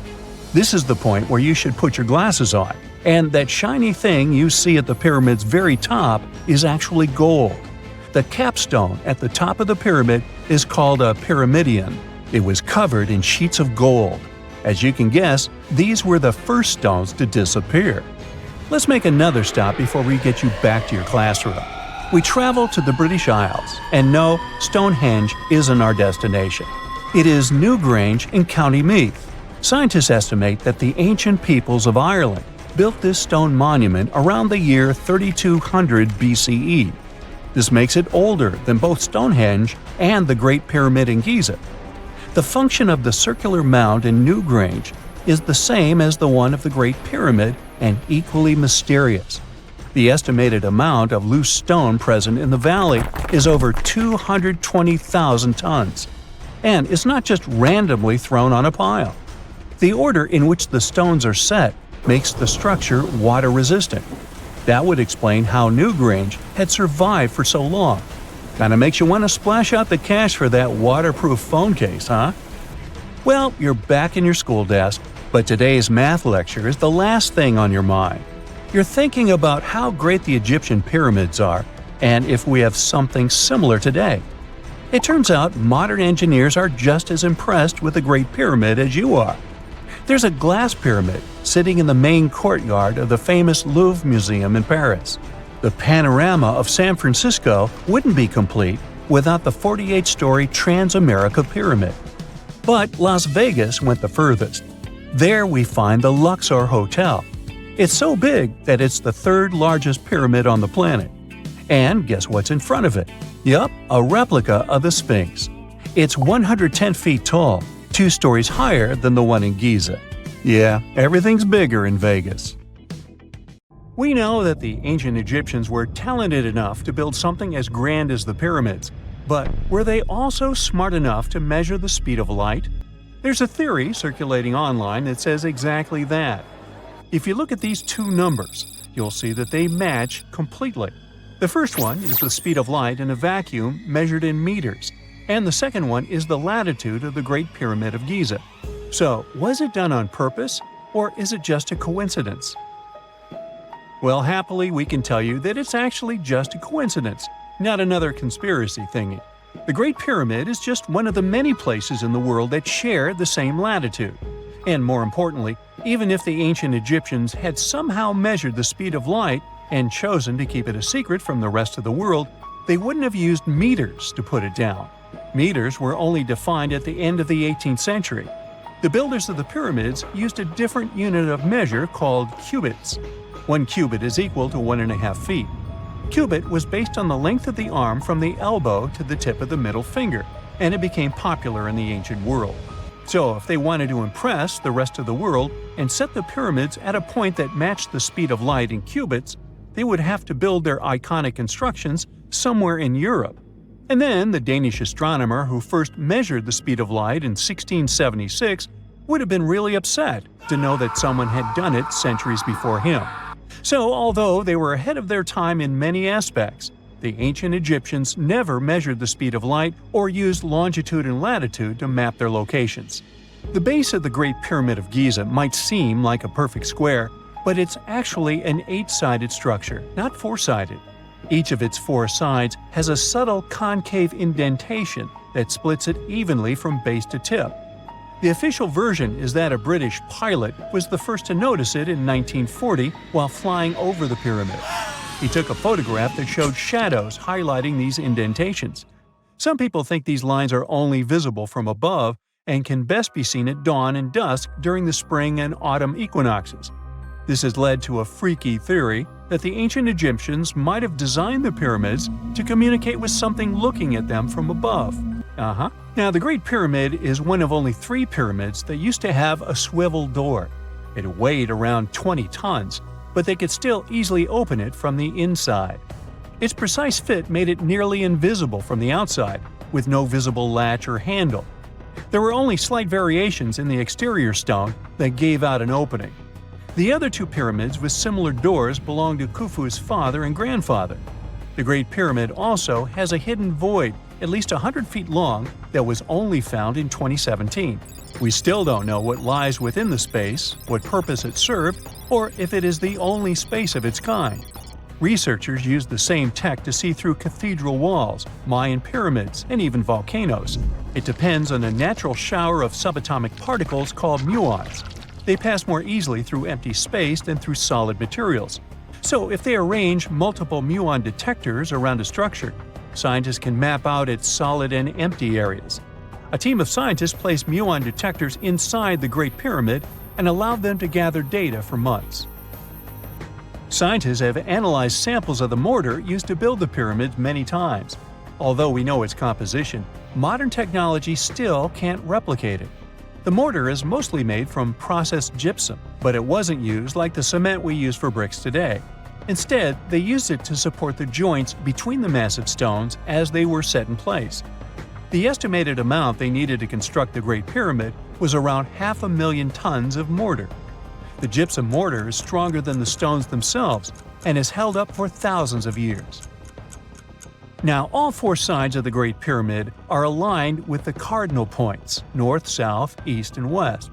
According to geologist and engineer Glenn Dash, the alignment is accurate to within 4 minutes of arc, or 1/15th of a degree. The architects managed to achieve this without modern tools like drones, blueprints, or computers. Many researchers try to explain this construction miracle. Maybe they used the pole star or the sun's shadow. Dash recently proposed a new, simpler idea. The Egyptians might have used the autumnal equinox to align the pyramids.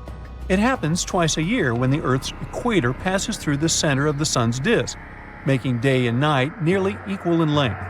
To test his theory, Dash conducted an experiment on the 22nd of September 2016, the first day of the fall equinox.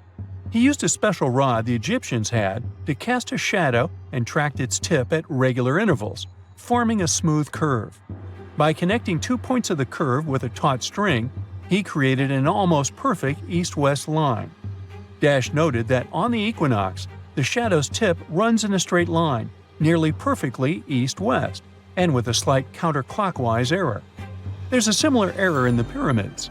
Although his experiment was conducted in Connecticut, Dash believes that the same method would work in Egypt. All the ancient Egyptians needed was a clear, sunny day. They could determine the fall equinox by counting 91 days from the summer solstice. But they left us few clues, and no engineering documents or architectural plans have been found that explain their methods. So they might have mapped shadows, but it's not definite. Now, scientists have long wondered how heavy stone blocks were carried to the pyramid sites, and they might finally have an answer. A research team from the University of North Carolina, Wilmington, has discovered that 31 pyramids are likely to have been built along a long-lost ancient branch of the River Nile.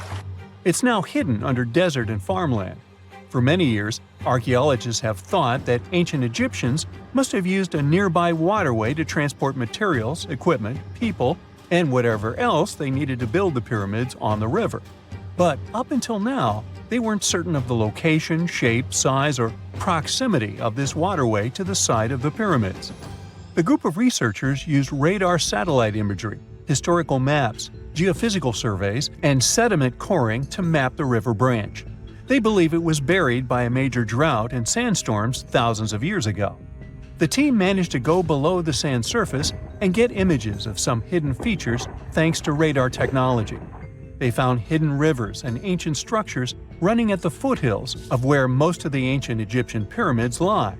The discovery of this extinct river branch helps explain the high pyramid density between Giza and Lisht, in what is now an inhospitable area of the Sahara Desert. Now, Egypt isn't the only country with the most pyramids in the world. The champion's title here goes to its southern neighbor, Sudan. It has between 200 and 255 pyramids, compared to Egypt's measly 138. They were built by members of the Kingdom of Kush, an ancient civilization that ruled the lands along the Nile River many years ago.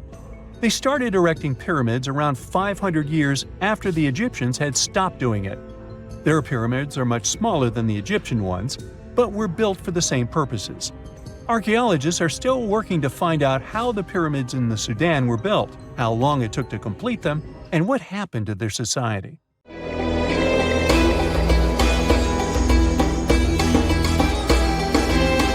The Great Pyramid was created as the final resting place of ancient Egyptian monarch Khufu. According to legend, French leader Napoleon entered the Great Pyramid and came back out looking shaken and super pale. He never revealed what he saw inside, but whatever it was is said to have affected him for the rest of his life. When Napoleon entered the pyramid, he would have walked through a super tight and ascending passageway. He'd then go through another passageway, known as the Great Chamber. This corridor would have been much taller than the previous one, and would have cobbles too. He'd then reach the King's Chamber, the centerpiece of the Great Pyramid, which was lined with huge blocks of granite.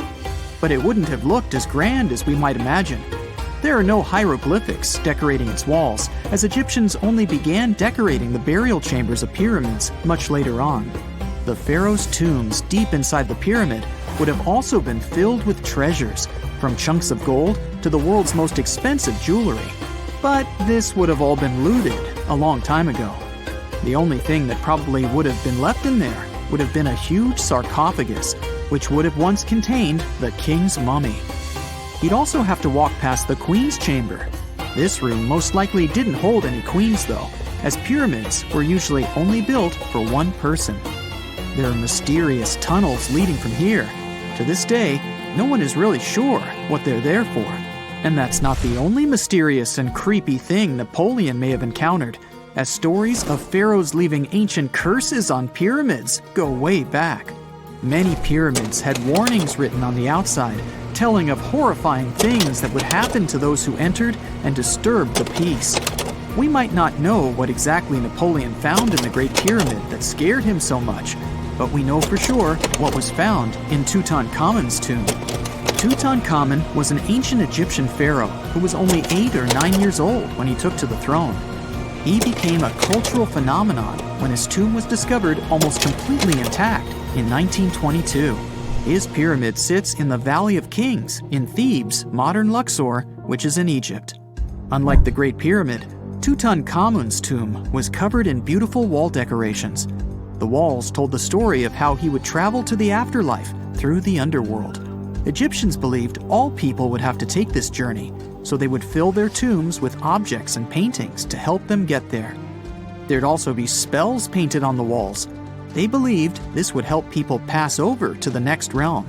The journey would be pretty long, and for that reason, the ancient Egyptians would also fill the pyramids with food. Tutankhamun's pyramid was filled with 8 fruit baskets. They even found something called gingerbread fruit in there.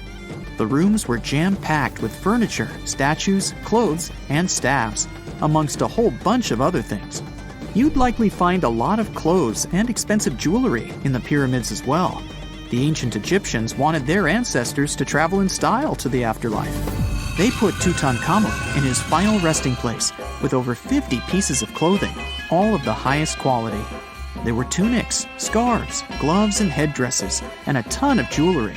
Bracelets, pendants, necklaces, rings, and scarabs for protection were all found inside. Each of them was made of gold or precious stones. There were also fans made of ostrich feathers to keep the old pharaoh cool in the hot Egyptian sun. But the temperature inside the pyramids never actually went above 68 degrees Fahrenheit. The ancient Egyptians developed a super cool air conditioning system that we don't fully understand even today. Tutankhamun's pyramid also contained 130 walking sticks made from ebony, ivory, silver, and gold to help him on his journey. There were 3 chariots hidden away in case he got tired of all the walking. They also put 11 boat paddles inside, but there was no sign of any boat. The pyramids would be littered with the pharaoh's favorite scents and perfumes. During the excavation of Tutankhamun's pyramid, it quickly became clear that it had been robbed during ancient times. There was damage to doors and traces of oils left in empty jars. It looks like someone raided the pyramid for gold and the scents, perfumes, and oils that had been left for King Tut. There was still a bit of perfume, which was made from coconut oil and frankincense, left in one bottle.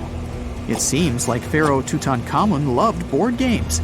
There was an ivory traveling set of Senet in his pyramid.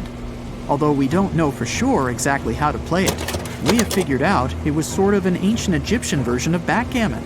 It looks like it was a two-player game where the goal was to knock your opponent off the board. Not really sure who Tutankhamun's mummy was supposed to play with, though. The ancient Egyptians had some rituals that may seem pretty strange to us. For example, they used to shave their eyebrows off if they ever lost a cat. So it's not too surprising they put some really weird things inside pyramids.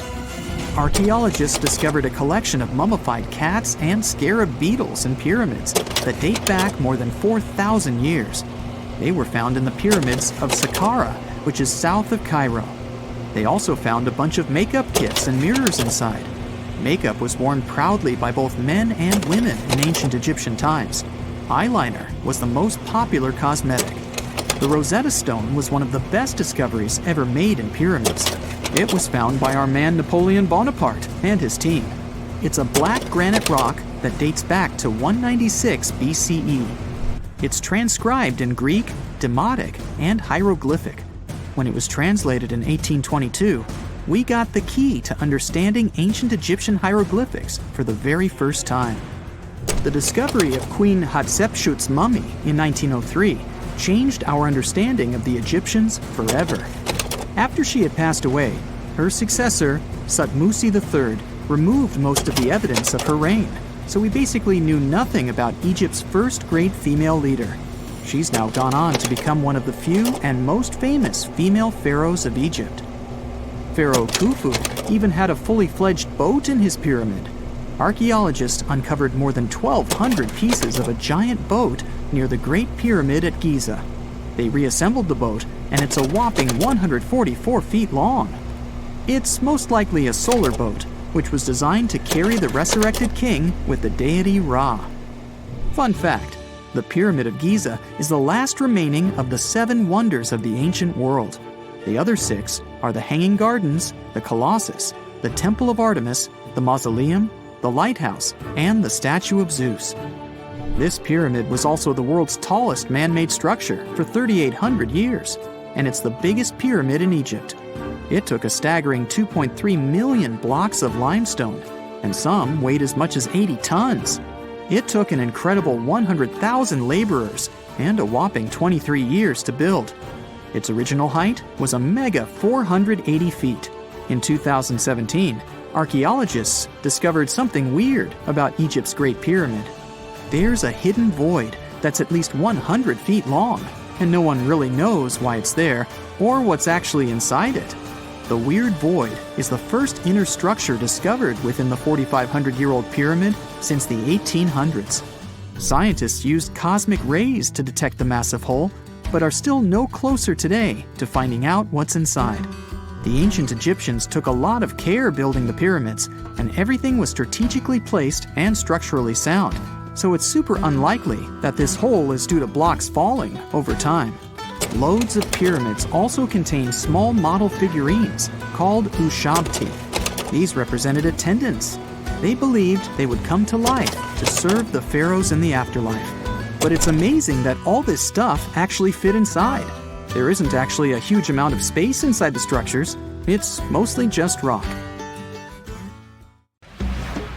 Before we get into the reason why and how there are pyramids all around the world, let's talk about some of the examples.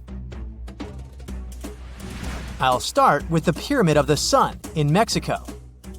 These folks really knew how to build a city. Their well-planned urban center spanned over 7 square miles and boasted several pyramids. But the Pyramid of the Sun is the most impressive. This giant pyramid was built way back in 100 CE and is one of the biggest structures of its kind in the whole Western Hemisphere. It's so big that it's 216 feet high above the ground. If you ever find yourself in this ancient city, you won't be able to miss the Pyramid of the Sun. It's right there on the east side of the Avenue of the Dead, the city's main north-south street. To build this incredible pyramid, around 1 million cubic yards of material were used, including a special kind of red volcanic rock called hued tizontal. Impressive, huh? We don't know too much about the people who built the Pyramid of the Sun or its purpose. But archaeologists believe there was once a temple on top of it. When explorers went below the pyramid in the 1970s, they found a bunch of cool tunnels and chambers. In 2011, they even found a secret stash of clay pots, obsidian pieces, animal bones, human figurines, and a mask. Who knows what other secrets the pyramid is hiding? If you decide to see this one, you must climb the pyramid using the 248 uneven steps on the west side. Watch your step. Sudan got some pyramids too. Nubian pyramids aren't as big as the ones in Egypt, but they still got around 200 of them. These ancient pyramids have been home to the tombs of the pharaohs of the Meroitic kingdom for almost 1,000 years, who ruled Egypt from Nubia to the Mediterranean Sea. The pyramids at Meroe were constructed using granite and reddish sandstone. Oh, and did you know that Sudan has more ancient pyramids than Egypt? The Kushite pyramids depict the indigenous architecture and burial traditions of Nubia's Napata and Meroe kingdoms, which ancient Egypt influenced. Meroe, the burial site of over 40 queens and kings, is the most extensive Nubian pyramid site.